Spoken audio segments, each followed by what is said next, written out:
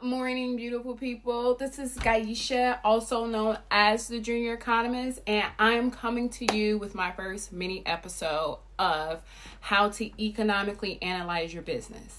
And remember, the whole aim at the Junior Economist, aside from analyzing the news and as well as giving you the latest updates, is that we aim for you to think like an economist, and as well as to give you the toolbox in which that economist and Fortune 500 companies use in order to stay agile and as well as at the front line of everything. So I'm super excited about everyone joining me on this journey, and as well as I am so excited to teach and as well as for you all to learn and also to see your results from having this toolbox. So ready for y'all to come on this journey with me? So today's first line of business is teaching you all what exactly an impact effort matrix is, and as well as teaching you how to create your own and as well as how to use it to your advantage.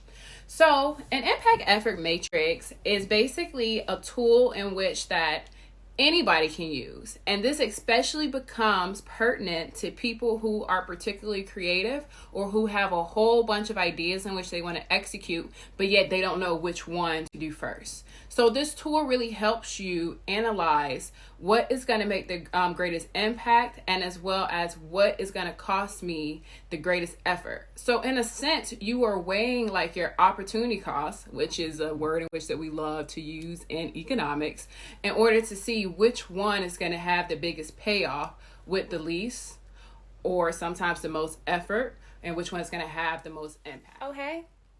Anyway, let's get right into this. So let's say that you, I'm about to fall. Come back. Anyway, let's say that you have 4 ideas, right, that you really want to execute. So you have a t-shirt line, a mobile app, a yoga studio, and as well as a fragrance line. But you're trying to see which one would be most viable to you right now. Now you could go into like whichever one moves me the most or passion. But let's say if you want to go about this strategically, right? Especially in this climate.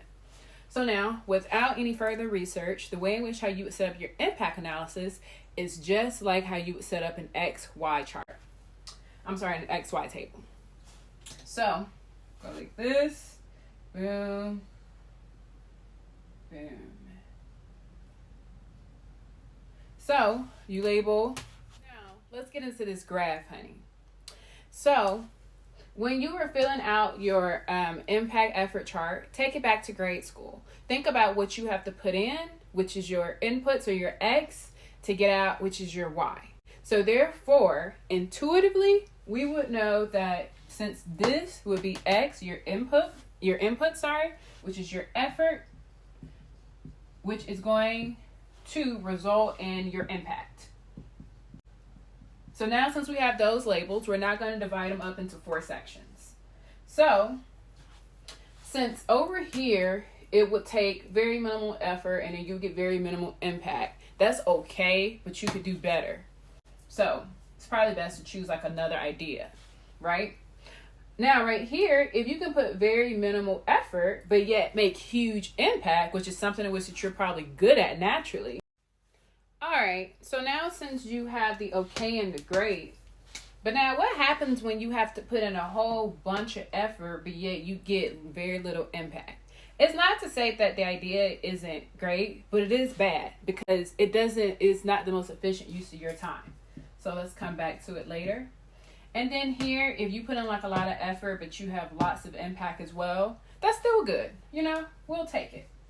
But most likely, most people will want to optimize their resources, so they're most likely going to go with the great. So the way in which how you would optimize your choices is by going through each one and weighing the pros and cons of each.